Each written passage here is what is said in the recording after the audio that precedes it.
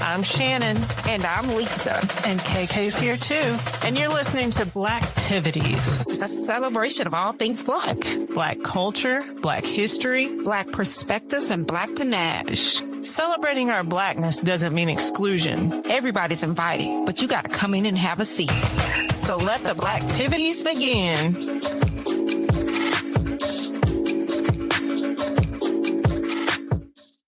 Hey, everybody, and welcome to Blacktivities. Thanks for joining us. I'm Shannon, one of three hosts of the show. Lisa and KK have some personal things going on today, so it's just me today. But I do have a guest. Rick Willis is a proud HBCU alumna, U.S. military veteran, accomplished track coach, and dedicated journalist and content creator, rooted in a deep commitment to the empowerment of Black communities. Rick is a vocal advocate for unity and loyalty between Black men and Black women, same as us here on Blacktivities, believing that our collective strength is essential in these times. As a father, son, uncle, brother, and friend, he leads with purpose, passion, and pride in every role he serves. His work reflects a lifelong dedication to uplifting truth, culture, and the voices of the unheard. Welcome, Rick. Thank you for joining me today. Well, thank you. I'm glad to be here.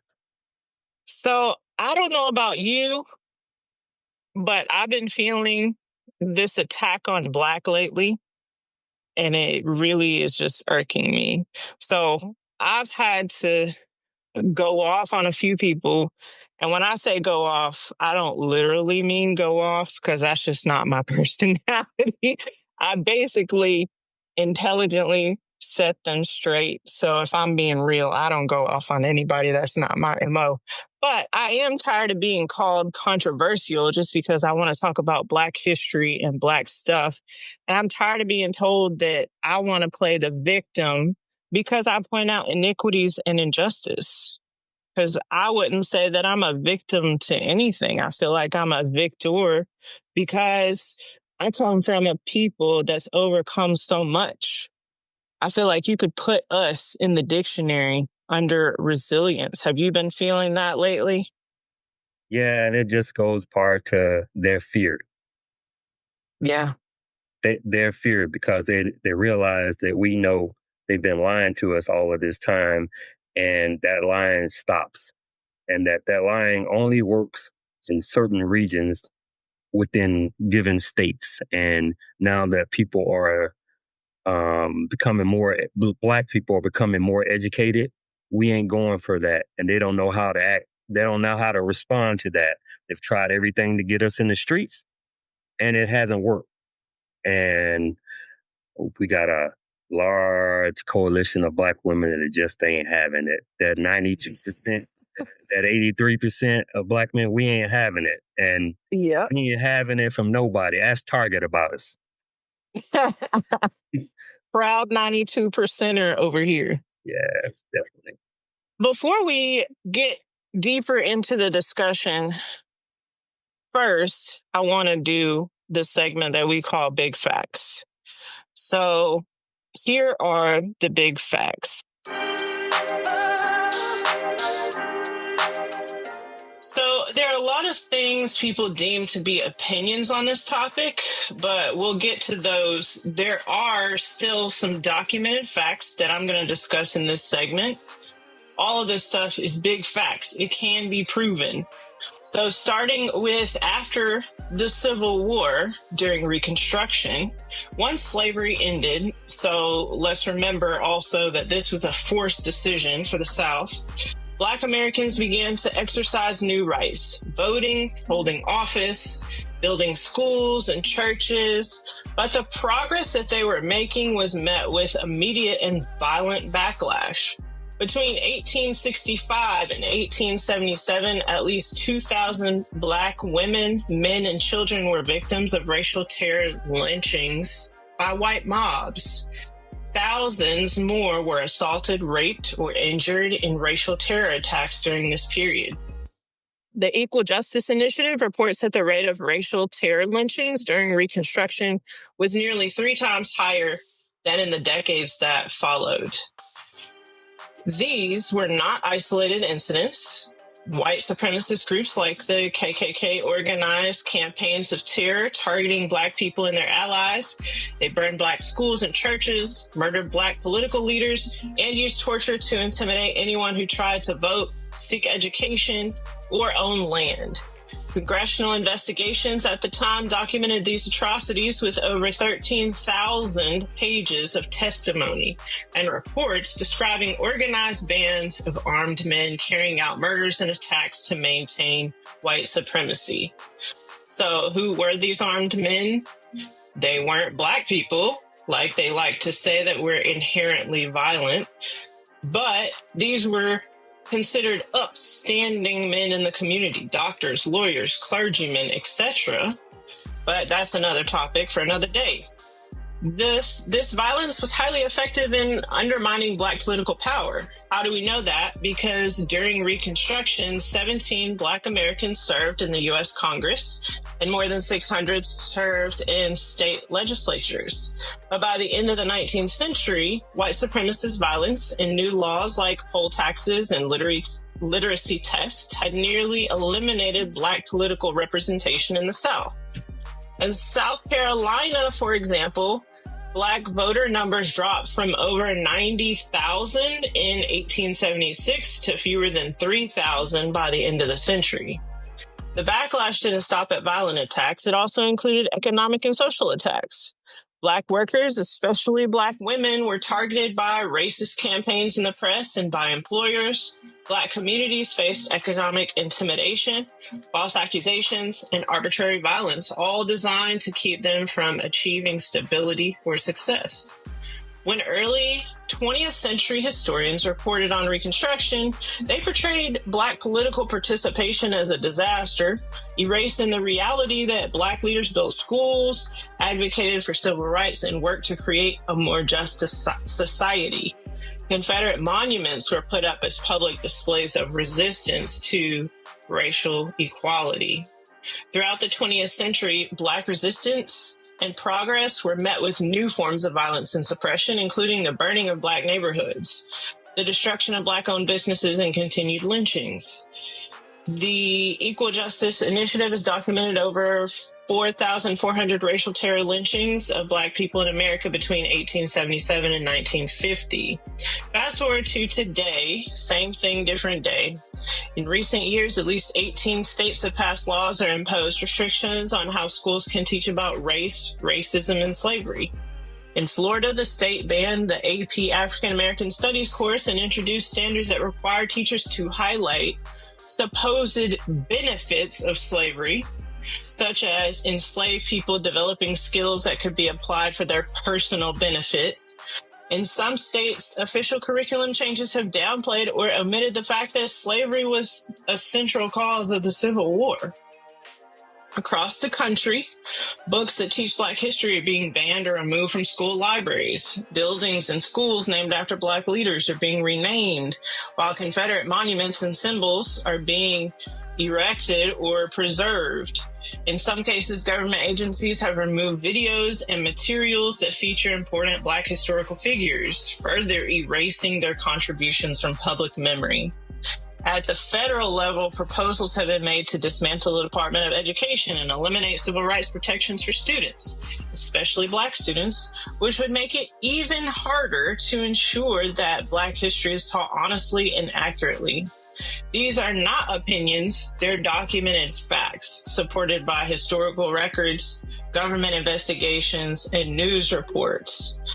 From the violence of Reconstruction to today's efforts to erase and rewrite Black history, the pattern is clear and proven. This is not just us being in our feelings. These are big facts. All right, so where do you want to start here? I mean, it's so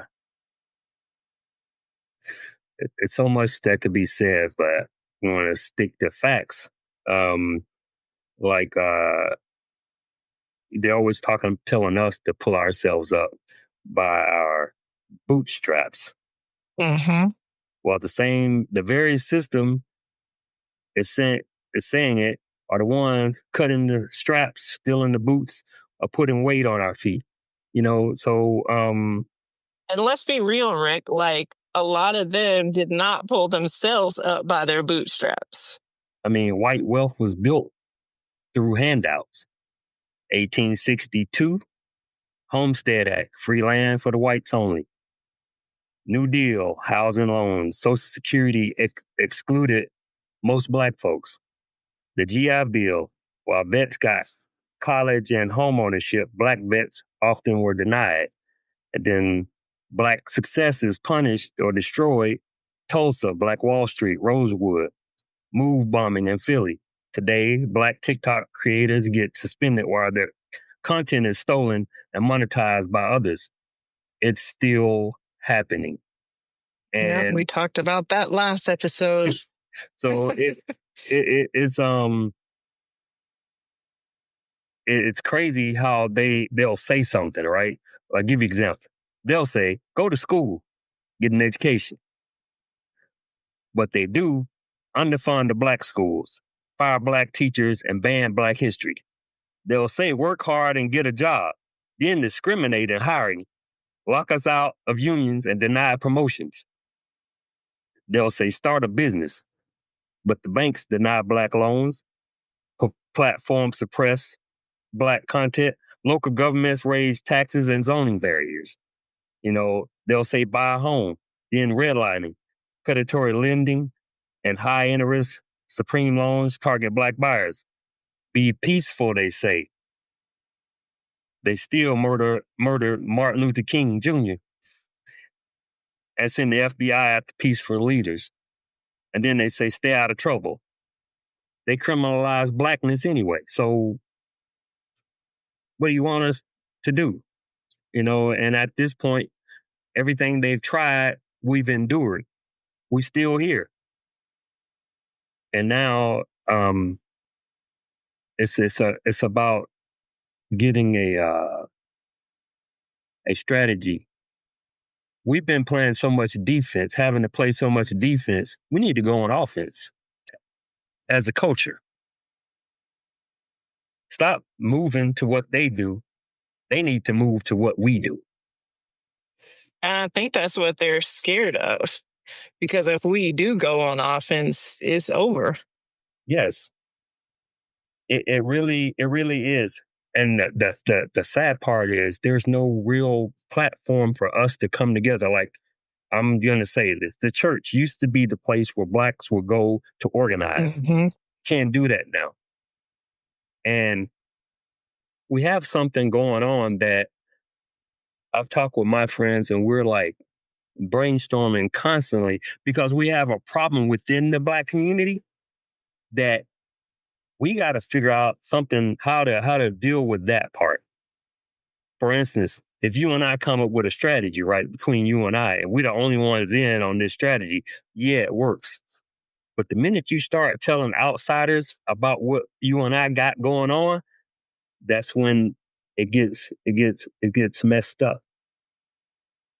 So we got to figure out how to attack. For instance, some people believe you can. I don't know what I believe yet. So, but you can't. What is it? It was a saying. Can you love black but sleep white? And then how do you, the ones who sleep white, how are you going to help the black without sabotaging it at the same time? When you go home, is it the motion going to get sabotaged? So you're talking about interracial relationships. It's not just the interracial relationship part. I mean, people are going to love who they're going to love. The problem is they don't keep what they heard over here away from over here. Okay. That's the problem. Like, we always talk about this fictitious cookout. Mm-hmm. In 2025, only black people are invited to the cookout. KK declared that in one of our episodes. You show up with somebody who's not black, you got to go too. Because we Yeah, can't trust. no more invites. But we got to stop inviting the people who would bring the others. Mm. Because Clarence Thomas is going to try to bring his wife. So how do we, that's the dilemma we have. We want to welcome everybody black, but can we? Mm. Can we?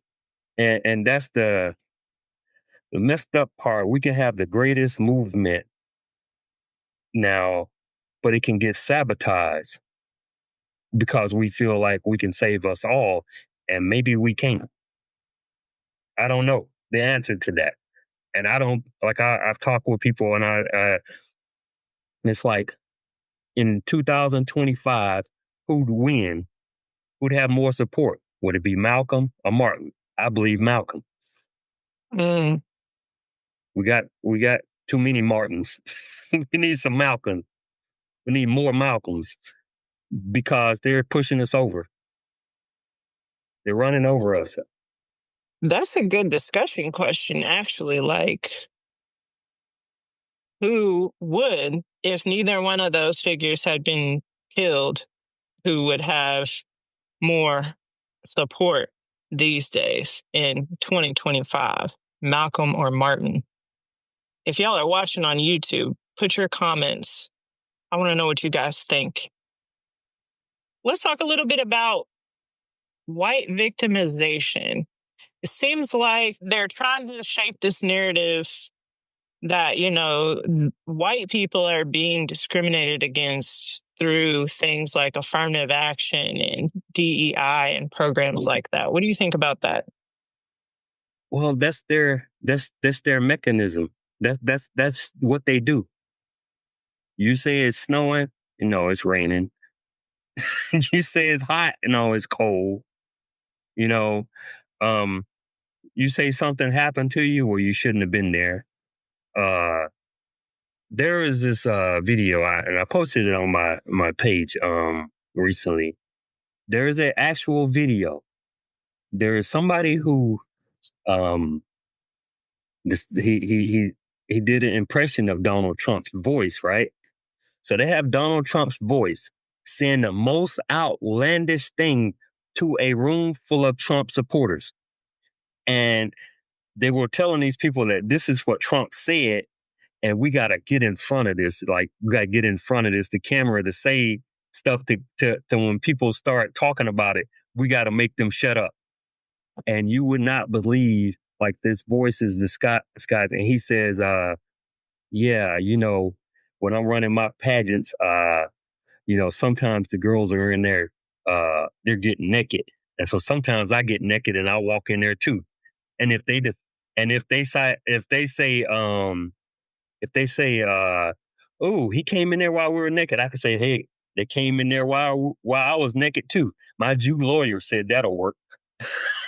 Wow. And so after they played that little clip, then they asked the people and they told the people that were in there that they had to get in front of it. And the people were like, yeah, that's just locker room talk, And then there was white women and white men, and then one of the white women said, well, yeah, that's why I like him. He'll other people won't say what they want to say. He'll say it. I can get behind that, And I'm just sitting there like, dude, this is sick. So it is. It's very cultish, in my opinion. I mean, and I was telling somebody, in order to follow Donald Trump, you have to be a liar to yourself. You have to lie to yourself and lie about everything that's within reality. And as far as we go, the Black community, there is a lot of us who we have a yearning to learn. We pick up books. We actually watch political podcasts. We watch news, and we are researchers. We'll get on the web. We'll search our information. We'll verify what we're searching against other information. And you have a segment of Black people who are not so educated, not so interested in what's going on in the world. And they're being taught in a different way, and a lot are given mindsets that because of the region of the country that they live in and the state or the city, little small town they see, all they see is white at the top, and they'll never equate somebody black being here or above. They can never do that. The inner city is different. We see a different reality. In the small towns, we got to factor that part in as well. It seems to me like a fear tactic. Because Definitely it's a fear like, tactic. yeah, make us we're the victims, right? Not them. No, we're the, Not all this stuff that has happened to them in the past. Like, we're the victims. like, let me give you an example. I was born in 1969. Okay. I had been to the bus stop with my mom when I was 3 and 4, and we had to sit there until a black bus driver came because the white one wouldn't stop. Mm. That's what I experienced. I knew my grandmother's. I met my grandmother's dad. So, what stories do you think have been passed down through my family? And that's just my dad's side. My grandmother on my mom's side, she lived to be 94. My mom lived to be 83. My dad lived to be 85. My grandfather, my dad's dad, lived to be 88. What kind of stories do you think that is passed down?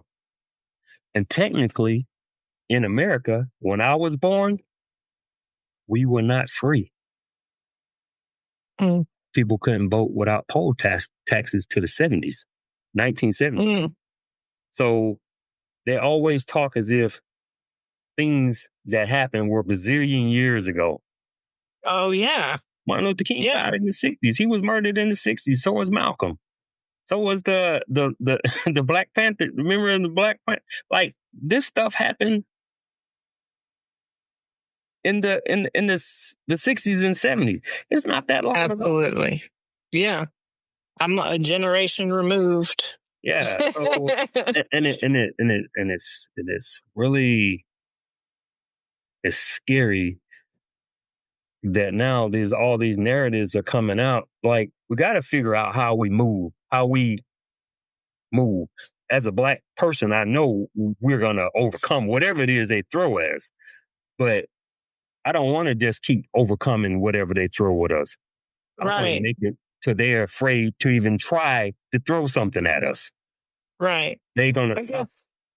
Another issue that I see that this is creating, this white victimization, is that now they're kind of shaping it in a way that is like, okay, well, DEI is a racist policy.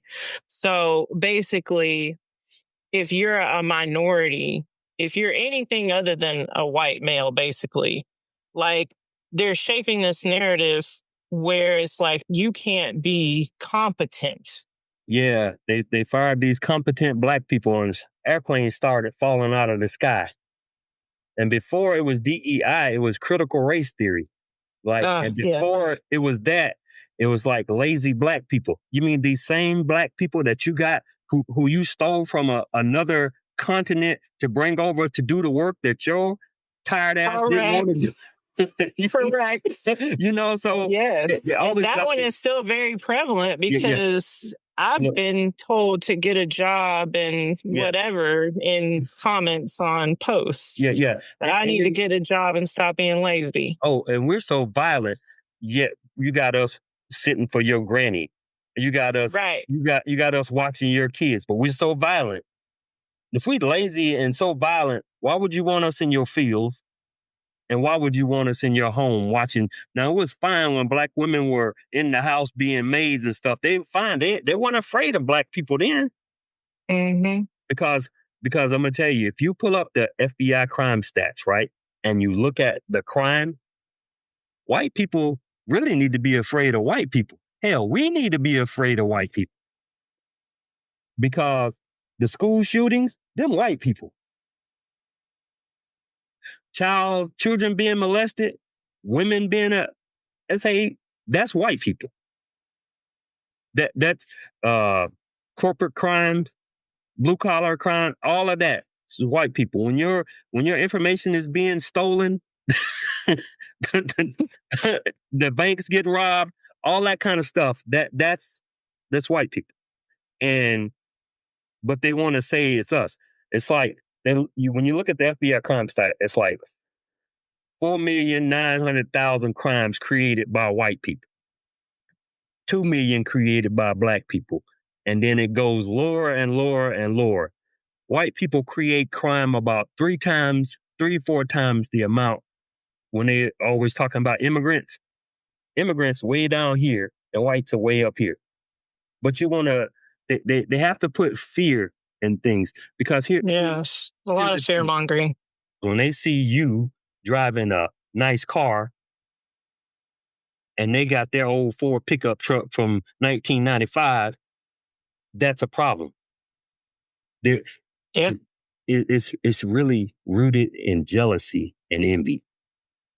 But it's also going to potentially create some economic issues for us as a community, because there's a certain group of people that will start to look at us as not being competent. You know what?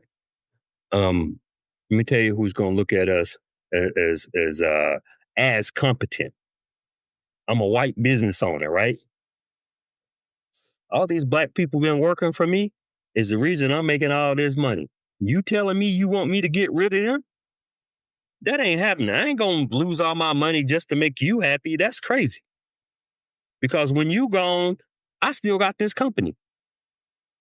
So it may work on those who sat at the back of the classroom, didn't care about school, and their parents didn't care, and their parents allowed them to just drop out at 16 and not go to school and things like that.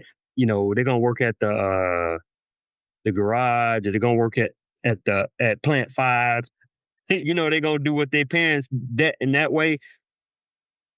Yeah, but not a company, not no Fortune 500 company or Fortune 100 company. They're gonna take the best.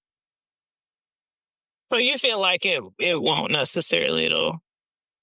It's just a certain group of people that don't make the decisions will feel that way. But the people who have power, access, own businesses, things like that, they know the real deal. Yeah, because then they just brought them 50 to 100 people from South Africa, right? Them farmers, right? Now they stuck in hotels and they're crying because they can't get no food, they can't get nothing, and one of them then already killed his wife. Oh, yeah, I hadn't heard about that. Yeah, they don't. Now here's the other part. This aligns with why there is so much fear today. Haven't you noticed? CNN, NBC, ABC, CBS, MSNBC, they got rid of a lot of the black journalists. They got rid of journalists who told the truth, like the smaller ones. They can't get rid of Rachel Maddow because she brings in too many viewers for them. But they're getting rid of anybody who tells the truth. So now, essentially, all of those stations are Fox News. Mm. How come you ain't seen nothing about marches until probably the last 2 weeks? Prior to that, they ain't showing no marches. They ain't showing no gatherings because there ain't no black faces there that they can scare white people with. If they show the marches, they're going to only see white people. Those police cars that got busted, those are white police officers busting their own windows, and there were white people who busted those windows. It wasn't even the Mexicans or the Hispanic and Latinos who were marching. It wasn't even them. They need a villain. They always need a villain. And you can tell they're lying when there's a villain. And like I say, the people who don't pick up books, who don't research things for themselves, don't understand critical thinking, it's easy to manipulate them and to scare them And it's that fear that drives them. And all they hearing is Black people are lazy. Black people are this. Hispanics are this. Latinos are that. Asians are this. Mm-hmm. That's why they think they better than. But I always ask them, if you so much better, then why you got to cheat to win? Hey. Why you got to cheat? Why you got to set up things to make sure that you're always the winner? If you are better. Black Wall Street showed them that they weren't better. That's why they were angry. Rosewood showed them they weren't better. That's why they were angry. Oscarville showed them they weren't better. That's why they were angry. You remember back in the day, white businesses didn't want Black people eating at their businesses, right? Mm-hmm. They wanted Black people to come in the back door. Mm-hmm. Well, guess what? They messed around and let us come in their business and we tasted that damn bland-ass food.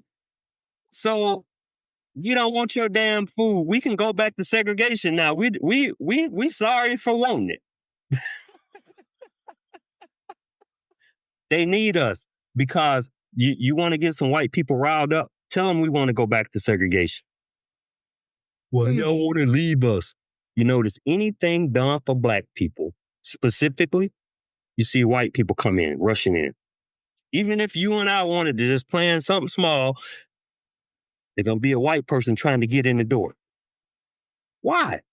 I thought we were so violent and we lazy, so we couldn't have, and y'all were so much better, so we couldn't possibly be doing anything that warrants you wanting to be a part of it. If I'm bad Black on Monday through Friday, let me be bad Black on Saturday and Sunday. Stay over there. That's all I'm saying. Making me think about the movie Sinners. Yes. I just had a chance to watch it. Yeah. And it's another show topic for you, but I'm going to throw something at you. On my birth certificate, I bet you on your birth certificate, it says you're Black, right? Mine says Negro. Your dad says Negro. Do you know why that is? Because our people before us were actually here before the white people got here before Christopher Columbus got here before Amerigo Vespucci got here. And all the Indian, they got it listed where it's only like 5 tribes, but it was hundreds here in America already. And they only narrowed it down to those 5. And then they sold white people for like $150. They could go in and make themselves Indian. So they can get the land grants and stuff, the same stuff that Indians got. That's where it is. And this stuff is out. There is actual stuff. You can go Google it up and look at it. And you know how people say America was named after Amerigo Vespucci? That's a lie too. That wasn't his damn name.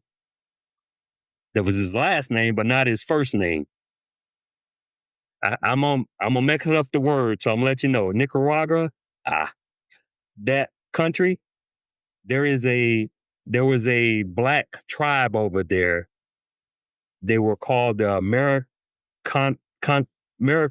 I can't say the word, but it started with America, and they were in that country. So that's where your N-word comes from. And that's where the name of this country comes from, Black people, because there were Black tribes over there. And when they came, when Amerigo Vespucci, when he came here, he saw the same Black people. Rick, you're saying some stuff I never heard before. I'm going to have to go do some more research. Yes. They always got to lie. See, that's what I was telling you before the show, that I research a whole lot of stuff for no good reason. Because I don't believe anything white people tell me. I have to look it up for myself before I have to believe. Before I believe I have to validate it. Because you've been lying our whole life. Like, why in 2025 is any American celebrating Christopher Columbus Day? When they talk about American history, They don't want to teach Black American history. Why the hell do they think I want my kids to learn about some old white dude who hated Black people? Speaking of that, this revisionist history that you're talking about, teaching the watered down version of what actually happened, how do you think that affects our next generation of little Black kids? Well, now, I'm going to probably differ from other people. In my opinion, it shouldn't affect. And you know why? Because it's on us to teach our kids. Yeah, I believe that too. I don't expect anybody anything less from anything more that from a white person is to teach our kids lies. I don't expect no truth to come from them when it comes to about history, the real history of America. And any white person that's teaching the truth is going to get shunned by the rest of the white community. So I understand their position. You know, they damn if they do, they damn if they don't. But it's on us to take time out of our life and invest in teaching our kids the truth. Throw them some new stuff.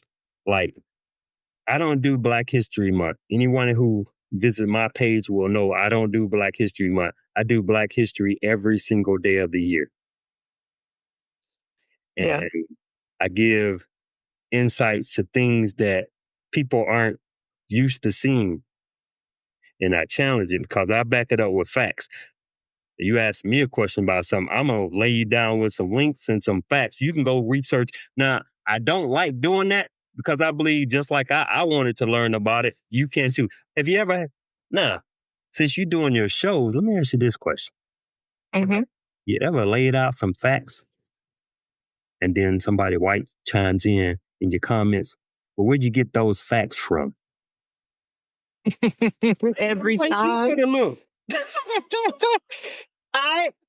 So there is this short that I posted, and it was a clip from the show where we talked about the different historical tropes and things.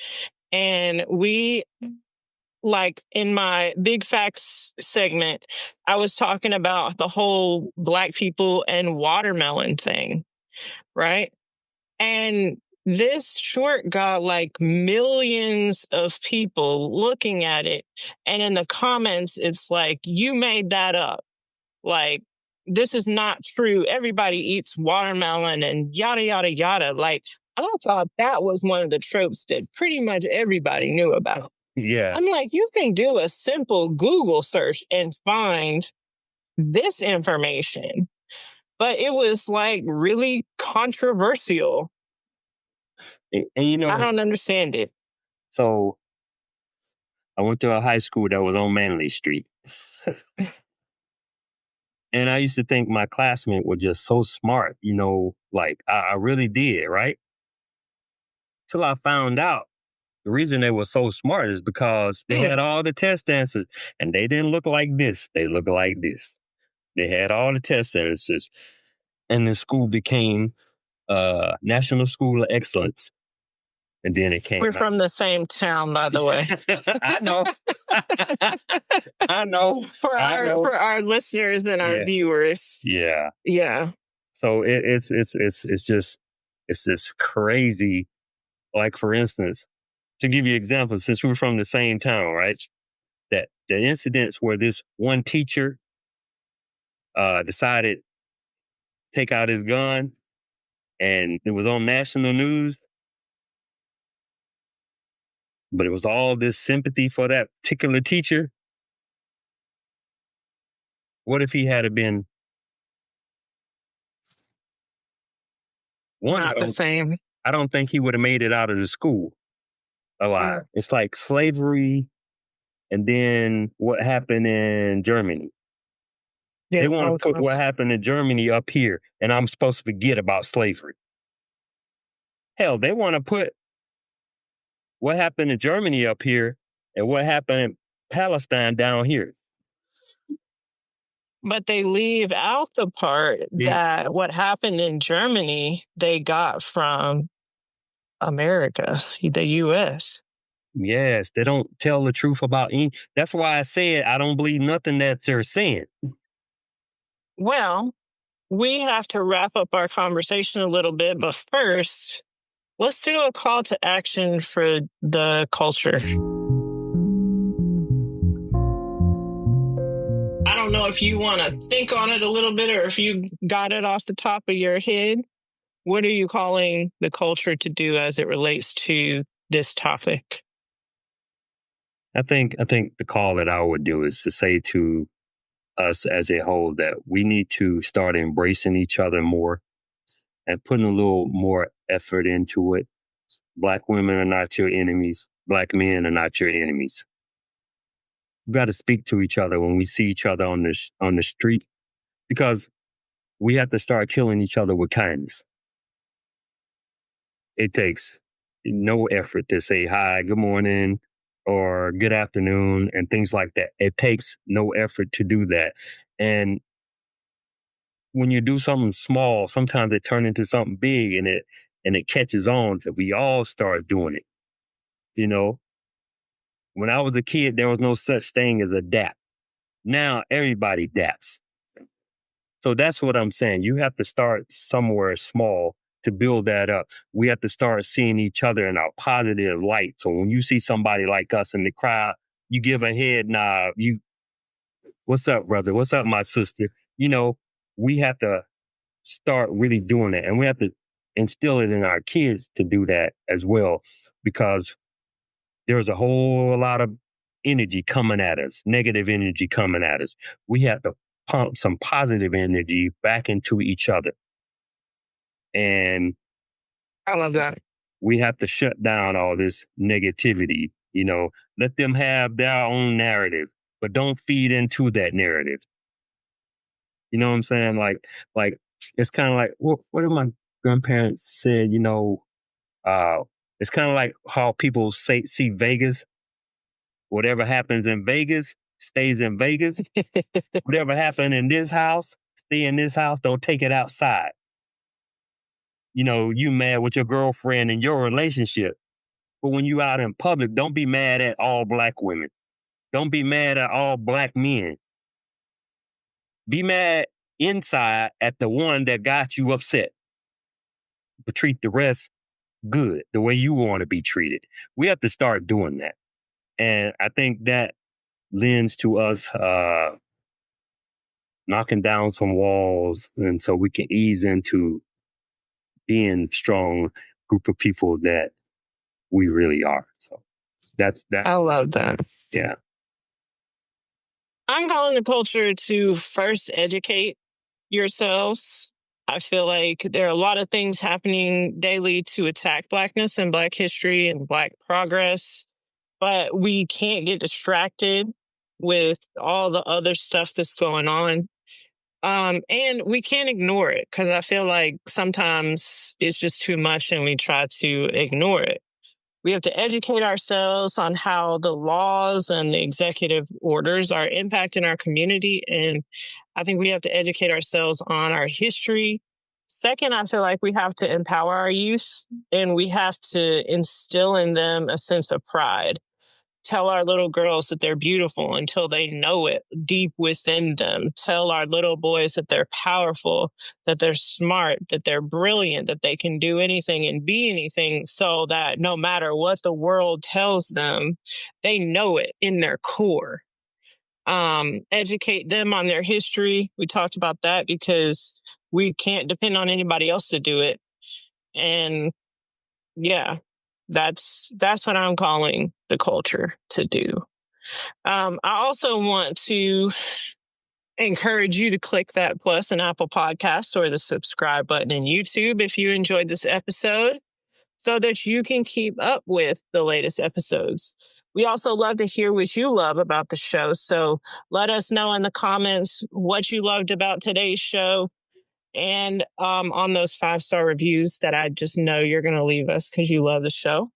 And until we meet again, well, actually, before we meet again, where can people see your content, Rick? Okay, so unlike most people who go to TikTok and Instagram, I'm Facebook. Thanks for And going. yes, predominantly Okay. so Facebook. As you see, the name is Rick Willis. And when you go to my page, you can get it all. If you send me a message, I'll respond. And because I look at it, it's kind of like I take my principles everywhere I go. Like when I'm at work, I start out speaking to the cleaning staff. I treat them with dignity and respect. I treat everybody the same. I got one speed. I ain't changing for nobody. Everybody gets the same good outpouring from me, and I don't see our CEO any different than I see the cleaning lady. I think that's important. and and with that, anybody on my page, I come with love and respect. I'm gonna post my opinions. I'm gonna post my content, but it has nothing to do with disrespect. And like I say, Rick Willis on Facebook. I have a yellow top. They won't let me change it. It changed my profile picture. I'm actually Rod Inman 5 in the Instagram world. So either one of those two, you can find me over there. Yeah. All right, y'all check them out. I'll put some links in our show notes. Thank you, Rick, for joining me today and filling in for my co-host. Thank you for having me. Until we meet again, kings and queens, keep doing big things.